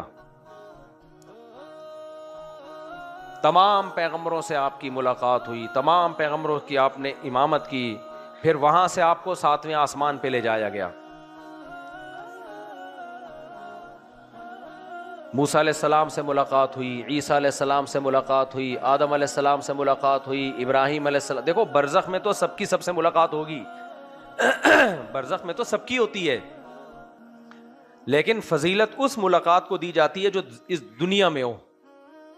کیا خیال ہے؟ آپ کسی کو بتا رہے ہو کہ جی میں فلاں ملک کے وزیر اعظم سے ملا ہوں، کہیں گے یار بڑا آدمی ہے، کہ خواب میں ملا ہوں. اب رہا بڑا آدمی ہے یا برزخ میں ملا ہوں مرنے کے بعد؟ تو بھائی مرنے کے بعد تو سب مل لیں گے. تو اللہ تعالیٰ نے ہمارے حبیب، اب ہمارے نبی صلی اللہ علیہ وسلم، اللہ کے حبیب صلی اللہ علیہ وسلم کو یہ بھی فضیلت دینی تھی کہ اللہ کے جتنے مقرب بندے اور مقرب پیغمبر ہیں، سید الانبیاء صلی اللہ علیہ وسلم کو سب کی زیارت کروائی جائے، سب کی زیارت کروائی جائے. حضرت موسیٰ علیہ الصلاۃ والسلام سے کا ہم پر بہت بڑا احسان. جب آپ معراج پہ گئے تو اللہ نے آپ کو کتنی نمازیں دیں؟ بولو 50. واپسی پہ ملاقات حضرت موسیٰ علیہ السلام سے ہوئی. موسیٰ علیہ السلام نے فرمایا امت آپ کی افورڈ بولو نہیں کر پائی. دیکھو اللہ نے دینی 5 ہی تھیں، لیکن اللہ بعض دفعہ کسی پروسیس سے گزار کے کام کرتا ہے. سمجھتے ہیں نا؟ قرآن میں کتنے آیتیں ہیں، حکم نازل ہوا پھر اللہ نے منسوخ کر دیا. تو سوال پیدا ہو جب منسوخ ہی کرنا تھا تو وہی بھائی اللہ اپنی رحمت بھی تو دکھاتا ہے نا.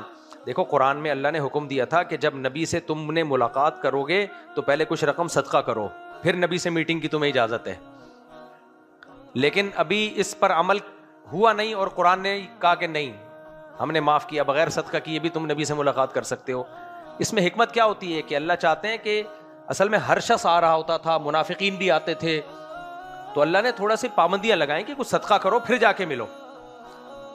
لیکن اللہ نے وہ پابندی اٹھا دی. اٹھا اس لیے دی، یہ بتانے کے لیے کہ میں چاہتا تو یہی تھا، لیکن میری رحمت ہے کہ تم پر نبی سے ملاقات بار نہ گزرے. تو یہ جبھی اللہ کی رحمت کا اظہار ہو سکتا ہے پہلے ایک دفعہ حکم دیا جائے پھر اس کو منسوخ کیا جائے. تو 50 نمازیں فرض کی گئیں. اللہ کے علم میں 5 ہی نمازیں تھیں، لیکن اللہ نے ایک طریقہ موسیٰ علیہ السلام کی فضیلت کو بھی ثابت کرنا تھا. موسیٰ علیہ السلام نے کہا یہ زیادہ ہیں آپ کم، پھر 45 ہوئیں، 40 ہوئیں، 35 ہوئیں، ہوتے ہوتے 5. اور کسی امت میں 5 نمازیں فرض نہیں ہوئی ہیں. نمازیں سب سے زیادہ کسی امت میں 2 نمازیں تھی، کسی میں 3 نمازیں. 5 نمازوں کا صحرا کس کو ملا ہے؟ صرف اس امت کو ملا ہے. اور وہ ملا ہے، وہ آپشنل نہیں ہے. سمجھتے ہیں کہ نہیں سمجھتے؟ وہ آپشنل نہیں، وہ پڑھنی پڑیں گی. اس کے بغیر آپ اپنے آپ کو مسلم نہیں کہہ سکتے. اس معراج میں اور بہت کچھ دکھایا گیا آپ صلی اللہ علیہ وسلم کو. نبی صلی اللہ علیہ وسلم نے فرمایا مجھے کچھ لوگ دکھائے گئے جن کے ناخن تانبے کے ہیں اور وہ اپنے جسم کو کھرچ رہے ہیں. پوچھا یہ کون لوگ ہیں؟ فرمایا یہ وہ ہیں جو غیبتیں کیا کرتے تھے. آپ نے دیکھا ہوگا کچھ لوگوں کی عادت ہے ہر وقت فلاں بھی ایسا، فلاں بھی ایسا، وہ بھی ایسا، وہ بھی ایسا. کبھی منہ سے آپ ان کے مثبت بات سنیں گے ہی نہیں. گھروں میں لڑواتے ہیں، علاقوں کو لڑواتے ہیں. لوگ صحافی بھی کچھ یہ کر رہے ہوتے ہیں. کچھ صحافی ایسے ہیں یوٹیوب پہ کبھی آپ ان کے منہ سے مثبت بات نہیں سنو گے ملک کے بارے میں. ہر وقت آپ کا منفی چہرہ آپ کو دکھاتے رہیں گے. اس سے آپ کے دل میں اسٹیٹ کی نفرت، قوم سے نفرت ایسا بھوسا بھر جاتا ہے نا انسان کے دماغ میں، وہ سمجھتا ہے کہ سب کچھ ہی غلط ہے. ایسے صحافیوں کو بھی مت سنا کرو. دیکھو انسان جو سنتا ہے نا کھوپڑی اسی طرح ہونا سیٹ ہو جاتی ہے. ہر وقت غیبتیں غیبتیں غیبتیں غیبتیں. معراج کی رات نبی صلی اللہ علیہ وسلم نے دیکھا کہ ایک برتن میں اچھا فریش تازہ گوشت ہے اور ایک میں کیڑوں والا بدبو والا غلیظ اور گندا گوشت. آپ نے دیکھا کہ کچھ لوگ اس اچھے خوشبودار گوشت کو چھوڑ کے کیڑوں والا سڑا ہوا گوشت، جب سڑ جائے کتنا گندا ہوتا ہے، اس سڑا ہوا گوشت کھا رہے ہیں. ان کو یہ سزا ہے کہ قیامت تک تم یہ کھاتے رہو گے سڑا ہوا گوشت. آپ نے جبریل سے پوچھا یہ کون لوگ ہیں؟ جبریل نے فرمایا یہ آپ کی امت کے وہ شادی شدہ لوگ ہیں جو حلال بیوی کو چھوڑ کر حرام عورتوں کے پاس جاتے ہیں. آج شادی شدہ لوگوں میں بھی زنا کم نہیں ہے. جب ہم ان سے کہتے ہیں ایک اور شادی کر لو تو موت آتی ہے. میں ایسے لوگوں کو بھی جانتا ہوں، کروڑ پتی ہیں، طوائفوں کے 5-5 لاکھ روپے باندھے ہوئے ہیں زنا کے، اور ایک ایک طوائف نے 20-20 مردوں سے 4-4 لاکھ 5-5 لاکھ لے کے کروڑ پتی بن چکی ہے. وہ سمجھ رہے ہیں؟ اور ہماری سوسائٹی یہ سب کچھ برداشت کر رہی ہے. ایک عورت کو طلاق ہوئی ہے، اب کوئی شادی نہیں کر رہا اس سے، تو اس نے اسی کو دھندا بنا لیا اور کروڑوں پتی بن گئی ہے. وہ مالدار آدمی، اس کے لیے 2.5-3 لاکھ 4-5 لاکھ روپے کوئی مسئلہ نہیں ہے. رکھیل کی طرح وہ اس کو استعمال کرتا ہے. اس بے غیرت کو بولو نکاح کر لے تو موت آئے گی اس کو. سمجھ رہے؟ تو کیا آئے گی؟ کہتے شادی کوئی بچوں کا کھیل تو نہیں ہے. ابے تو 2.5-4-5 لاکھ روپے تو اجرت کے طور پہ دے سکتا ہے، تو کسی غریب لڑکی سے 2-2.5 لاکھ میں غریب 4 لڑکیاں پل سکتی ہیں آرام سے. لیکن نہیں، حرام کاری کا جب چسکا لگ جائے، اور عورت بھی یہ کر رہی ہے. کیوں؟ اس کو پتا ہے کوئی شادی کرنے کے لیے تیار ہے ہی نہیں. اور جب ہم دوسری شادی کرتے ہیں تو لوگ کہتے ہیں مولوی شادی کرتا رہتا ہے. بھائی مجھے ضرورت نہیں ہے شادیوں کی، سمجھ رہے ہو؟ میں جو شادی یا تو مجھے رشتے چاہیے ہوتے ہیں نا، میں کر رہا ہوتا. جو سوسائٹی میں حالات جا کے دیکھو، لڑکیاں جب طلاق ہوتی ہیں نا، یا کنواری ہوں بڑی ہو جائیں نہیں ہو رہی، تو پھر جاب، پھر کیا ہوتا ہے؟ جاب. اور خدا کی قسم لڑکی کو حلال میں اتنا نہیں ملتا، اس کے لیے بڑی محنت چاہیے. حرام میں وہ تھوڑے میں بہت کما لیتی ہے. بہت کم لڑکیاں ہیں جن میں تقویٰ، خدا کا خوف ہو، انہوں نے اپنی عزتوں کو سنبھال کے رکھا ہوا ہے. اور پھر جنہوں نے اپنی عزتوں کو سنبھال کے رکھا ہوا، جب وہ ڈپریشن میں جاتی ہیں تو سائیکیٹرسٹ کے پاس جاتی ہیں.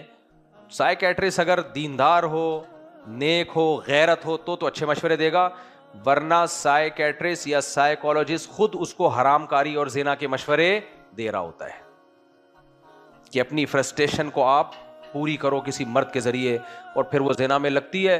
کوئی فرق نہیں پڑ رہا ہماری سوسائٹی، کیونکہ زنا صرف اللہ کو ناپسند ہے، باقی تو یا جو اللہ کو مانتے ہیں. انہ کان فاحشۃ، قرآن کہہ رہا ہے زنا تھوڑی بے حیائی نہیں ہے، بہت بڑی بے حیائی ہے. لا تقربوا الزنا، زنا کرنا دور کی بات، زنا کے قریب بھی مت پھٹکنا. تمہارے رب نے تمہارے لیے 4 عورتیں حلال کر دی ہیں، 4، 1 نہیں 2 نہیں. سوسائٹی اس کو برا سمجھے گی، مگر گاڈ اور خدا اور اللہ تمہیں اس کی پرمیشن دے رہا ہے. ان عورتوں کو میں نے پیدا کیا، میں پرمیشن دے رہا ہوں.